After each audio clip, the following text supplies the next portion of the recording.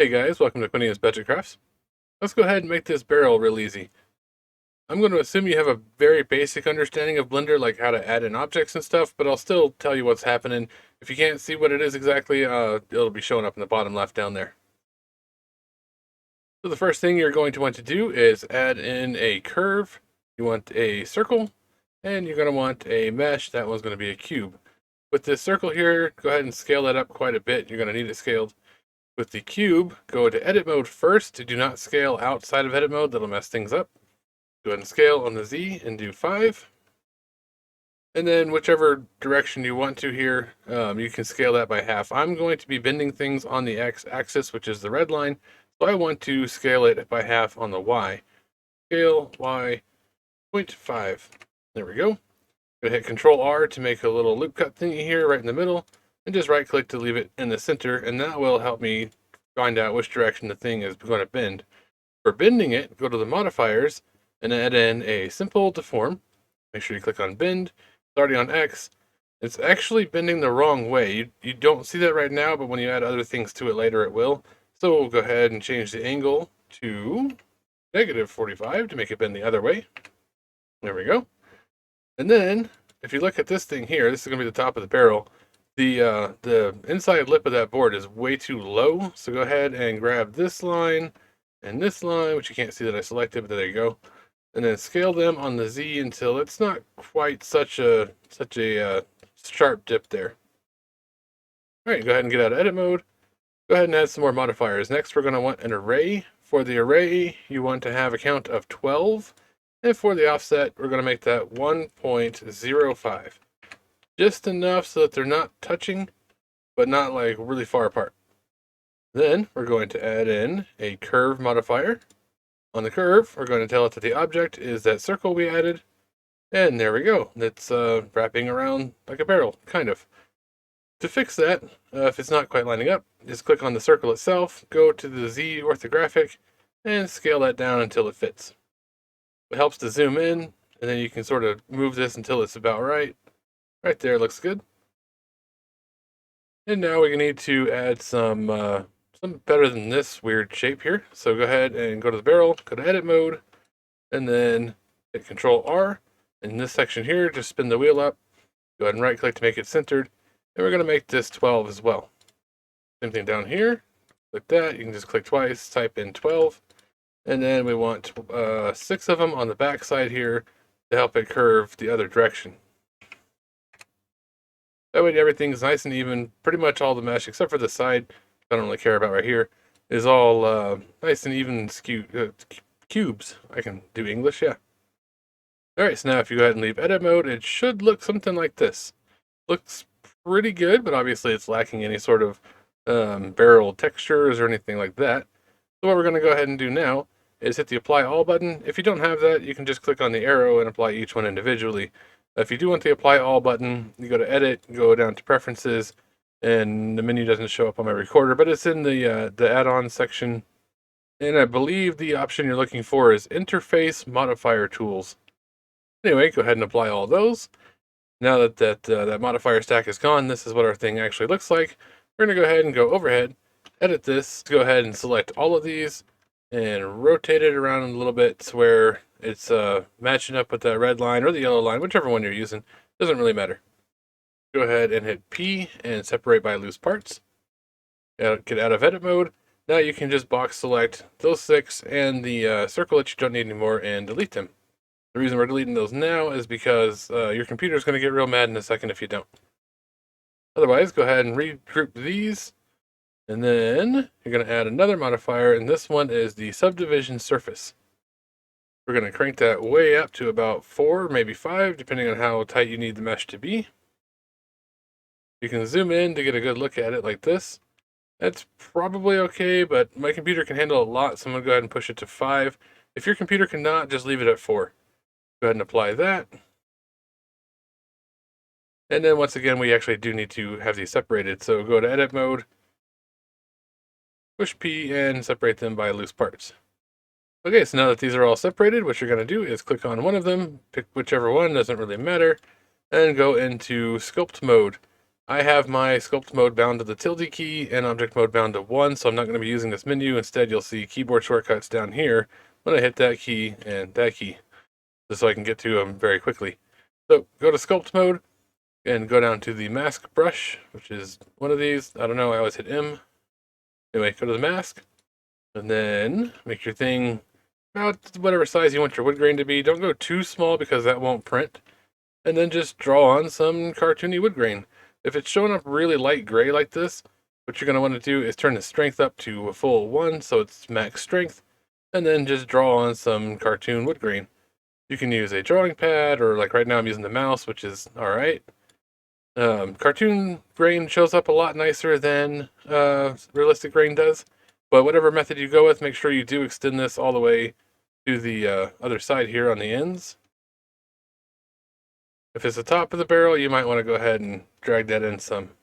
If you don't like a part of your line, but you don't want to erase the whole thing, you just hold down Control, and that will erase the mask. And then make sure you go ahead and smooth that edge out so it's got some gradient to it. And then go ahead and do that to all the barrels. Doesn't have to be the exact same texture. In fact, it's probably better if it's not. If you wanted to do some like knots or something, you could plan for that ahead of time. Just put like a little dot here, and then maybe a squiggly here. And then draw your grain around that.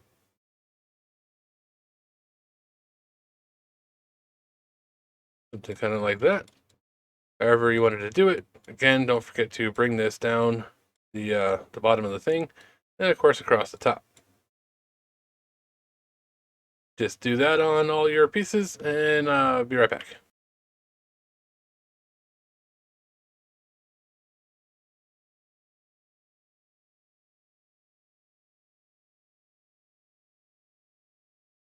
Okay, once you've gotten all your wood grain cut into each of these, or drawn on, what you're going to do is go ahead and select everything, right click and join them together again, go into sculpt mode, and then push Control and I. That will invert your mask, because this tool here will affect everything that is not masked.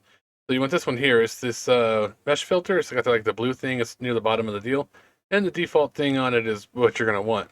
Go ahead and click anywhere on the screen and drag it over, and that will either raise or lower the thing you drew on there. That looks pretty good to me. Occasionally what you're going to end up with is something screwy, particularly around the edges like that right there. So we'll just go ahead and push F3 and type in clear mask. There we go. Now we can go to any brush other than the mask brush, because you can't use the smooth brush on mask. So just hit G for grab. That works pretty well. Hold down Shift, turns whatever brush you're using, except for a couple, into a smooth brush, and then you can just kind of fix any edges that got screwy or anything like that.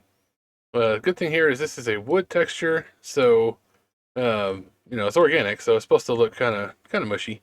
If you forgot to do the bottom of the board like I did right here, you could probably get away with using Control. Holding Control makes it do the opposite, and the inflate brush, and just sort of deflate this here a little bit. Make some, yeah, there we go. That's good enough. Anyway, go through with the smooth and fix anything that's kind of screwy. You could make it not go screwy on the edges by adding a bevel to the edge, but that's more work than I want to do, and you can just smooth out whatever got kind of screwed up there. Alright, once you're happy with that, go ahead and leave sculpt mode, and then we're going to add another modifier to this. This time we're going to use the Decimate Modifier. And on this one, you're going to unsubdivide. Right now we have, what is this, 2.6 million vertices. We're going to do 3 iterations. Give the computer a second to think about it. And we're down to 300,000 faces. That's a lot more reasonable, and it still looks good. Go ahead and hit apply. This looks a little chunky right now, like it looks rough. It does not print that way. You'd be surprised like what details just don't even show up in print, so don't worry about that. Go ahead and go straight overhead.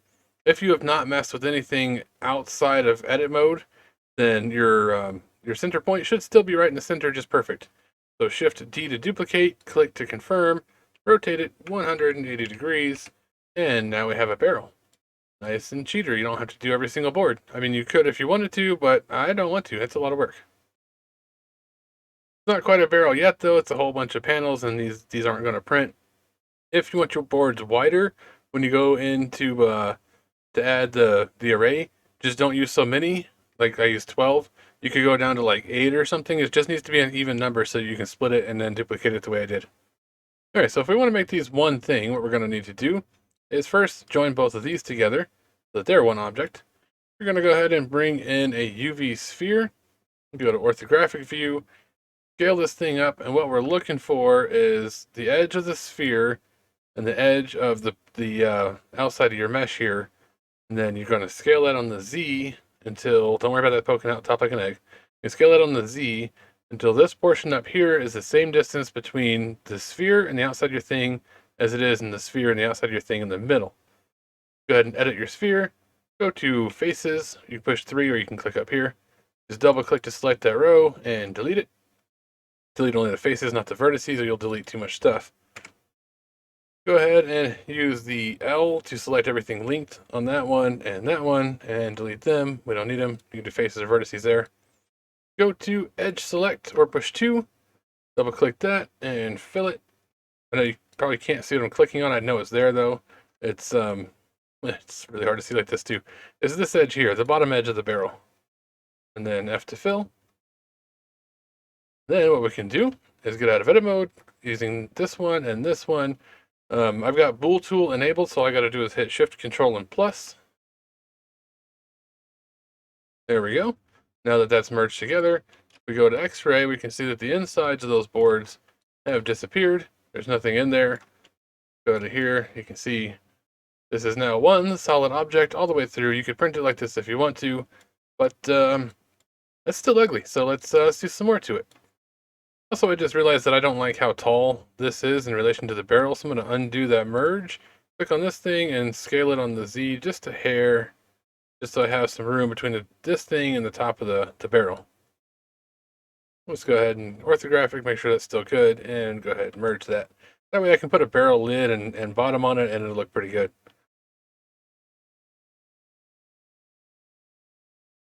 Also, looking at it from this view, I decided it's a little bit too short. So let's go ahead and scale it on the Z by just a little bit. There we go. Now that we've scaled it and it's a little taller and looks a bit better, go ahead and add in a mesh. This time you're going to want a cylinder. And give the cylinder a whole bunch of vertices, like say 100 of them. That'll make it nice and smooth. And then when you scale it, do Shift and Z. That will prevent it from, I don't know why I didn't show the Z. Anyway, that'll prevent it from scaling on the Z. And get it just a little bit bigger than the barrel. Go ahead and grab that on Z, bring it up here. I'm going to go for a 2-band barrel. It's a little bit tall still, so I'll scale it on the Z some. It's still too wide.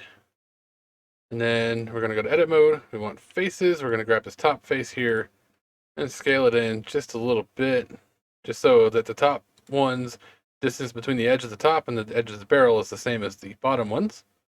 Then get out of edit mode, hit Shift A and set all transforms, because the next step won't work if you don't.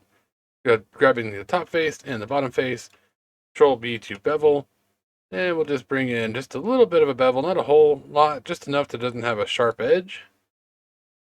That looks pretty good. So now we can go ahead and duplicate that, move it on the Z, rotate it on the X by 180, grab Z,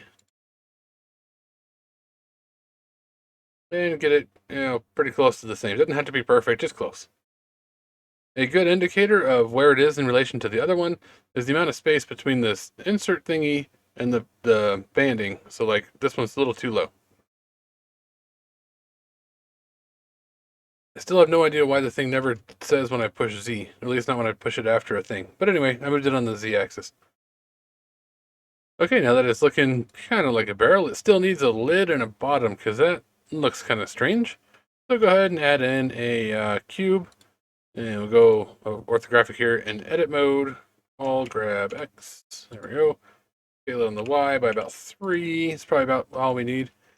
And we do need the tight mesh to do the wood grain thing, so I'm going to use the remesh feature up here in sculpt mode. I'm going to lower that to about 0.03.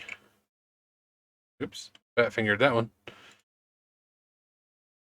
Yeah, it looks pretty good. So same thing, use the mask brush to draw on some wood grain.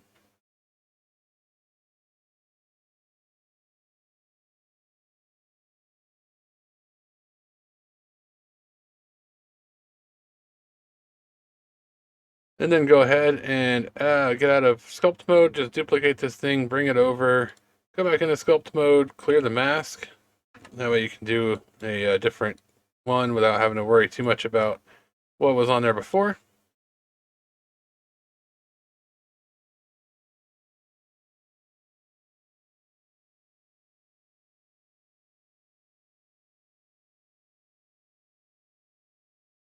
And on this one, you don't need to worry about the edges, but you're going to do the same thing you did before. Invert that mask, go down to that thingy. We'll go ahead and dig that wood grain in pretty deep. Looks bad on the edge, don't worry about that too much. Go ahead and clear the mask and then smooth up any edges that are too bad. Like this is bad right here, so that needs to be smoothed out. You may also notice that my thing over there keeps saying Shift Alt. That is because I have told Blender to emulate the mouse, because at one point my middle mouse button was broken. I couldn't use it to move the camera around. I kind of got used to that, so now I just left it that way. Alright, that's looking pretty good now. So now what we can do is take these things that should have similar spacing to the other boards. And let's go ahead and bring them back on over here. And then bring them up. And if you have pieces sticking out, your options are to either cut it like I showed before on the whatever that thing was, making a base. Origin to geometry. Or you can just kind of shrink it down. That'll be fine. Something else you can do, what I would probably do if I were just doing this on my own, also that still looks bad, is just go into sculpt mode, make your brush pretty decent size, and just smooth this corner off of here. Just get rid of it. That's probably the easiest way.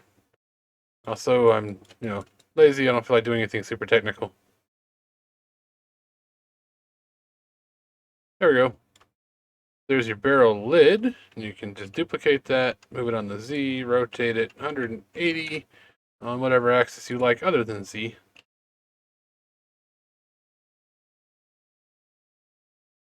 You could also go ahead and reduce those with the Decimate Modifier if you want to. All right, there it is. I'm not going to worry about it because it's not really that big a deal. It's not like a whole ton of vertices or anything. All right, once you got all your pieces together here, what you're going to want to do is merge the smooth parts first. I don't know why, but like if I were to merge the lid to this first and then try to do this, Blender would freak out. So do the smooth one first. Just go ahead and Shift Control plus on that. And same thing on this one down here.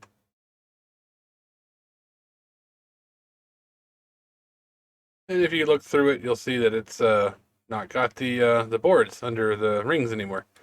Then we can go ahead and do that with the lid and the bottom, whichever is the same either way. And now we give it a look through to make sure everything worked properly.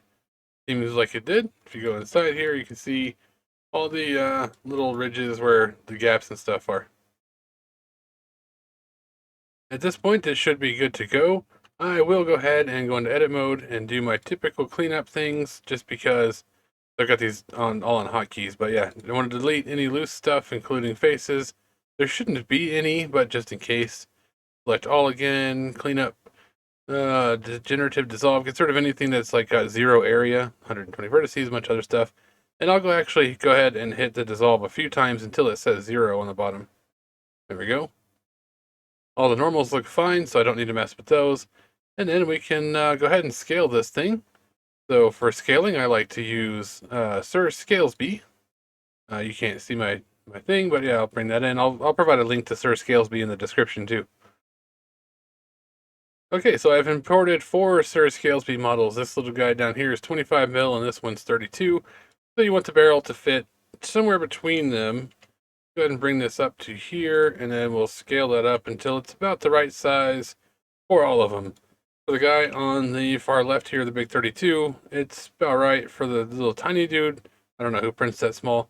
It's a bit big, but it's somewhere in the middle. That's about good. And we can go ahead and export our barrel. All right, so let's see how this thing prints. All right, over here in the slicer program, you can go ahead and print it however you want, I guess. In my case, I do actually have the magnetic plates. I got them for Christmas. I just haven't put them on yet, so I can't really print anything perfectly flat. I'm just going to go ahead and rotate this thing probably about 30 degrees or so. And then we'll go over here and, yes, I just hit auto supports. Don't you worry about that. Go ahead and add some supports to this. You really don't have to put quite as many supports as the thing makes you think. Just like on anything round like that, you're going to want a couple extras. Probably could use one. Here, let's use the 3D Printing Pro method and split that off. Yeah, that should hold. So let's go ahead and print this thing and see what it looks like. So I will have this barrel available for free as a public post on my Patreon, should any of you guys want it. If you did want to jump on there for $1 or $2 a month, that'd be great. Anything I make ends up on there for the $2 tier. Otherwise, definitely go ahead and give this a shot yourself. See what you can make. The modifiers I showed you how to use there can be used for just about anything, really.